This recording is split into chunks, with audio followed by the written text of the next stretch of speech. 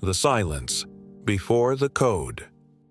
There's a kind of silence that only happens in an operating room. It's clinical, focused, and tense.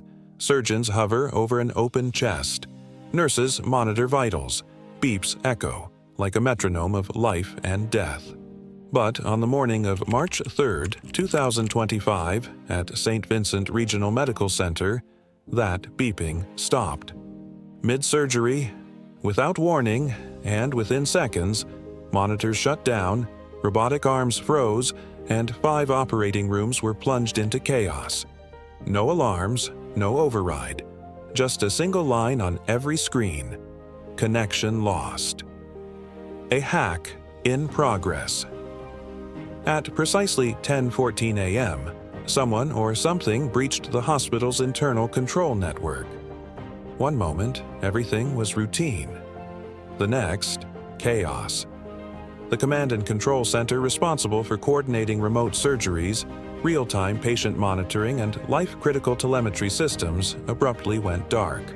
No alerts, no countdown. Just silence. A deep electronic void where data used to flow. Staff assumed a temporary power glitch, until the backup systems failed too. Not a flicker, not a beep, just more silence, the kind that only ever means something's deeply wrong. The cybersecurity team was dispatched in seconds. What they discovered wasn't a frozen dashboard or a server misconfiguration. It was something far worse. A sophisticated, lateral-moving worm had infiltrated the hospital's digital bloodstream, weaving its way through radiology machines, bypassing segmentation protocols, and embedding itself deep inside the central surgical controller. Firewalls circumvented. Multi-factor authentication rendered useless. Zero trust architecture still in backlog and not implemented. The code was active, still morphing, dynamically adjusting its attack vectors as if it knew it had company. This wasn't a teenage prank or a clumsy ransomware job. This was a digital ambush, calculated, coordinated, and terrifyingly efficient. The worst part? No ransom demand, no manifesto, no obvious motive. Just a perfectly timed strike on the most sacred system in the building, the one responsible for keeping people alive. Whatever this was, it wasn't over. It had just begun. Inside the breach. Digital forensics eventually uncovered the point of entry, and it was as mundane as it was catastrophic: a compromised vendor's VPN account. One that hadn't been touched since 2023. No multi-factor authentication. No expiration policy. Just a ghost account with privileged access, quietly forgotten by everyone except the attacker. Whoever they were, they didn't rush. They waited. They watched traffic patterns. They ran test commands inside virtual sandboxes, simulated machines that mimicked hospital infrastructure, giving the attacker a low-risk way to probe and map the environment without triggering alerts. And once they knew the terrain, they moved. The worm deployed wasn't just malware. It was a surgical-grade weapon, modular, adaptive, engineered to target specific endpoints. It froze telemetry feeds from patient monitors. It corrupted BIOS-level firmware inside radiology stations, effectively bricking diagnostic tools. And most disturbingly, it manipulated patient vitals, feeding false data directly into the surgical team's dashboards. Heart rates, oxygen levels, blood pressure, all faked, all live, and all during an actual procedure. Surgeons operated blind, trusting numbers that weren't real. And the system, it didn't flag a thing. Code blue, analog red. When digital systems collapsed, analog instincts took over. Code blue alerts echoed through silent hallways as nurses abandoned terminals and sprinted between wings, arms full of paper charts and hastily scrawled vitals. The central monitoring systems were dead, but the patients weren't, and neither were the people who cared for them.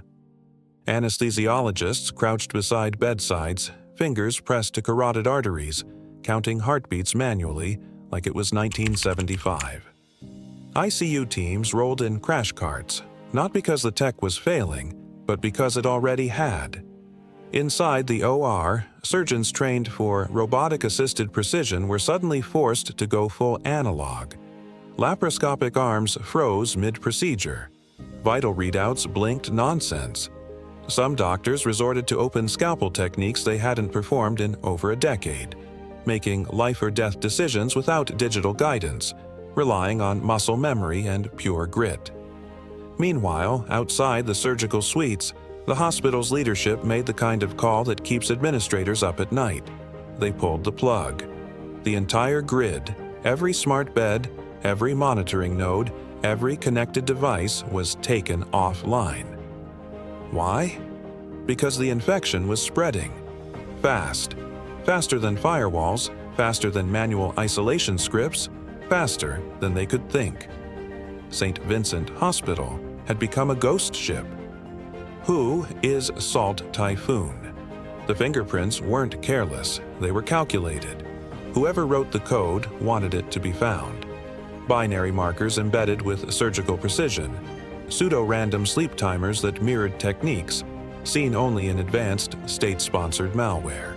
And then there were the callbacks, outbound connections pinging obscure .onion addresses, cloaked in Tor traffic, and routed through layers of obfuscation. Security analysts had seen something like this before, only in whispers.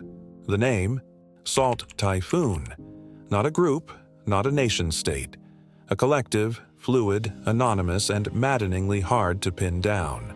Their tools suggest military backgrounds. Their targets suggest something else entirely. Some say they're ex-CIA or NSA members, gone rogue. Others think they're defectors from major U.S. infrastructure firms, cybersecurity engineers who turned their talents inside out. Whatever their origin, their hit list has evolved. Military communications, redundant cloud archives, and now, hospitals. But Salt Typhoon doesn't behave like typical threat actors. No ransom notes, no social media brags, and no ideological screeds. Just silence, plus code. Except this time, they broke the pattern. Tucked deep within the malware's obfuscated layers, digital forensics uncovered a chilling message. One meant to be found. You, fix lives. We, fix truths. Consider this a reminder. Whoever Salt Typhoon is, they weren't just hacking systems. They were making a point. Lives on the line. Let's get one thing straight. This wasn't just some high-tech prank. This was life and death. 5 surgeries were mid-procedure when the attack began. 2 patients were undergoing cardiac valve replacements. 1 was a neurosurgical spine decompression. Another was a C-section with complications. And yet, no one died. Thanks to the hospital staff who worked through panic and uncertainty to bring every patient back. But that doesn't mean there were no victims. 3 patients suffered extended complications. 1 had partial paralysis due to interrupted monitoring. And the mother in the C-section? She survived, but her newborn spent 27 days in the NICU due to oxygen deprivation. St. Vincent called it a near miracle. But for the families involved, it was a near nightmare. The cover-up controversy. Within 48 hours, rumors started flying. Did St. Vincent try to cover it up? Initial public statements were vague, stating systems interruption. No compromise to patient safety. Under control. But insiders, including a whistleblowing surgical technician, leaked internal memos, showing that the hospital had been warned about its outdated endpoint protections and over-reliance on robotic systems, without manual overrides. Emails from December 2024 flagged the vendor VPN vulnerability that became the attack's entry point. Why wasn't it closed? Why wasn't it audited? Some believe the hospital was cutting corners on cybersecurity to keep up with rising equipment costs post-pandemic. Others think the threat was simply underestimated, until it was too late. The national fallout. What happened at St. Vincent didn't stay there. The breach shattered the illusion of safety that healthcare systems had clung to for years and the ripple effects came fast, hard, and nationwide. By April 2025, over 20 major hospitals had initiated emergency cybersecurity audits. CTOs of medical centers, who once buried risk assessments in committee meetings, suddenly found themselves on 24-hour calls with federal agencies. The Department of Health and Human Services issued a rare, Category Red cybersecurity alert, effectively declaring the nation's hospitals as critical infrastructure under digital siege. Insurance companies responded just as you'd expect. Robotic-assisted surgeries, now a high-risk procedure. Premiums, up, way up. Some policies refused to cover digital complications altogether. Elective surgeries across the country were postponed indefinitely, not because of medical risk, but because no one could guarantee the machines were safe. And in waiting rooms, a darker fear crept in. Patients began asking questions that had once sounded paranoid. If something goes wrong, is it human error, or was someone in the system? Public confidence in smart medicine, years in the making, began to erode overnight. And like that, St. Vincent's nightmare had become everyone's worst-case scenario, the cyber-physical line. For years, cybersecurity experts warned of a coming blurring between the digital and physical worlds. The St. Vincent hack was proof that it had already happened. Think about it. We talk about cyber attacks like they only hit servers and spreadsheets. But what happens when they hit scalpels? IV drips? Defibrillators? What happens when code can stop a heartbeat? Salt Typhoon didn't crash a website. They tested and proved terrifying truth. Hospitals are one keystroke away from catastrophe. Lessons in blood. What can we learn? 1. Segmentation isn't optional. Every mission-critical system must be air-gapped or hardened. That old vendor VPN? It should have been dead and buried. 2. Redundancy must include analog. Every hospital needs protocols for manual failover, not just digital backups. 3. Transparency matters. When lives are involved, PR spin isn't just unethical, it's dangerous. And last, cybersecurity isn't solely IT's job, it's everyone's job. From C-suite executives to part-time technicians, every person employed holds a piece of its safety. Where is Salt Typhoon now? Authorities claim they're close to identifying Salt Typhoon. Unconfirmed reports suggest a nexus in Eastern Europe, possibly Belarus or Romania. But no arrests have been made. No ransom was traced. No real trail. Some believe Salt Typhoon has already disbanded. Others think this was just the beginning of something much bigger. In encrypted forums, chatter points to other potential targets: water systems, public transportation, and emergency response centers. St. Vincent might have been the first to bleed, but they won't be the last. The new oath. For centuries, doctors have sworn an oath. First, no harm. But in 2025, that oath needs a new addition: protect against digital harm. Because it's no longer enough to heal the body, we must also secure the systems that keep it alive.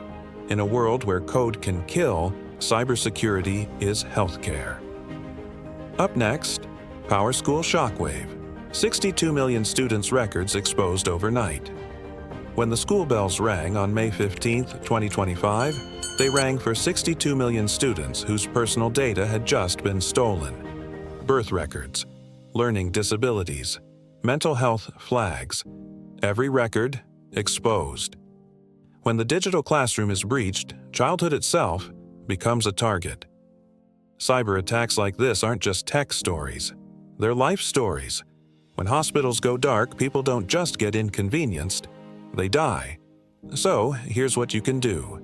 Subscribe to stay informed on the cyber threats that matter. We're digging into the facts the headlines miss. Share this video, because awareness is the first defense. Lastly, drop a comment. Should hospitals be forced to operate offline backups? Should ransom payments be banned altogether? We read everything, and your take might just shape the next investigation. Catch you next time on True Hacker Chronicles.